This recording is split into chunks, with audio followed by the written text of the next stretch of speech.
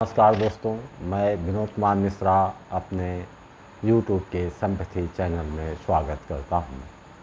आज का विषय है विवेक का महत्व भाग 2। पहले भाग में मैंने यह मुद्दा उठाने का प्रयास किया था कि मनुष्य को प्रत्येक दशा में अपने विवेक अंतरात्मा की आवाज़ पर ध्यान अवश्य देना चाहिए।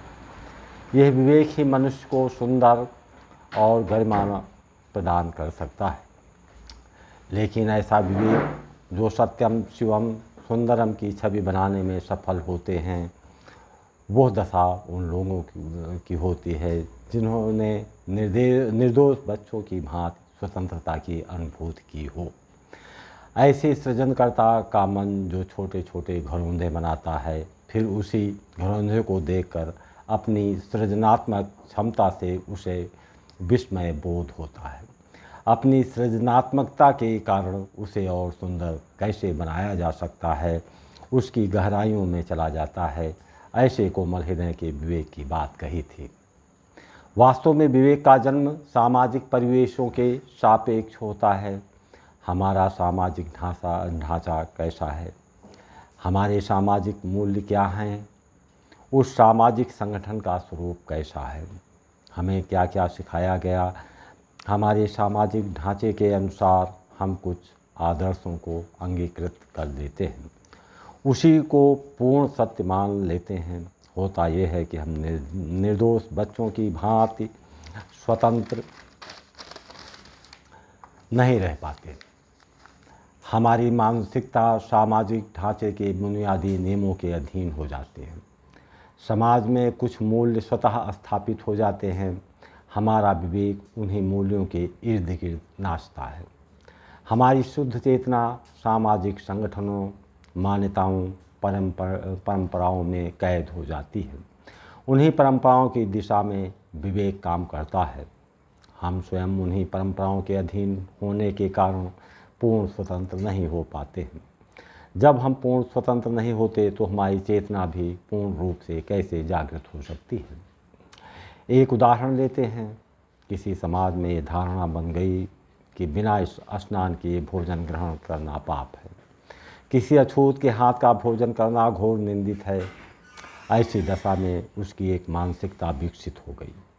उसी मानसिकता को विकसित करने का काम बुद्धि करती है। आवश्यकता पर आपकी अंतरात्मा की आवाज़ भी उसी के पक्ष में निर्णय लेते हुए दिखाई पड़ती है। माना कि इस धारणा का व्यक्ति कहीं ऐसे स्थान पर है जहाँ कई दिनों का वो भूखा प्यासा है, स्नान करने का साधन नहीं, वो जहाँ है सभी अछूत हैं। अब वो किसी के यहाँ भोजन कर लेता है, अपने प्राणों की रक्षा कर लेता है। ऐसे में उसके अंदर एक भाव उठेगा कि अब वो भ्रष्ट हो गया। उसका विवेक भी उसे तिरस्कृत करेगा।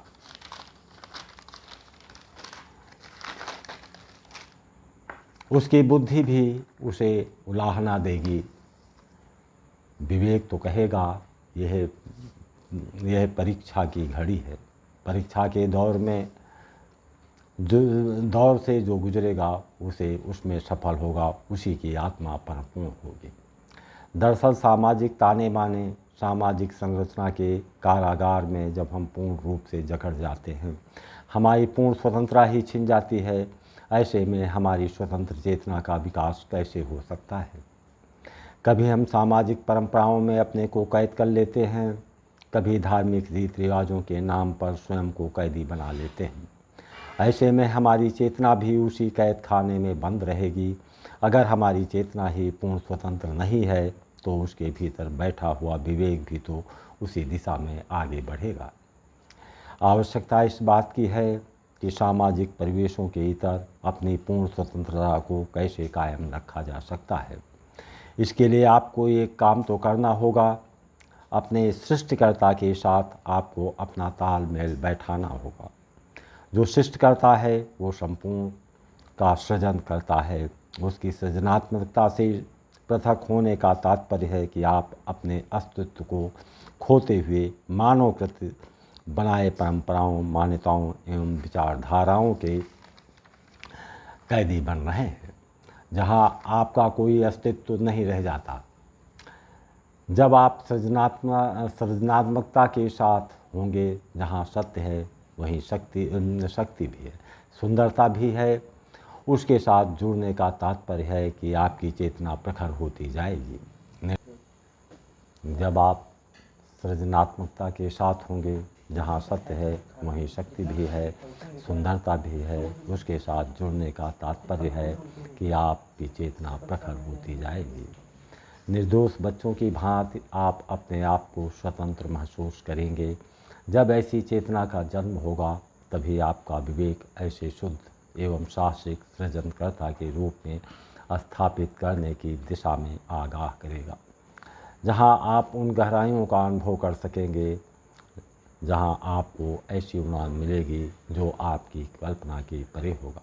आशा है वीडियो पसंद आई हो। वीडियो पसंद आई हो तो लाइक और सब्सक्राइब करना ना भूलें।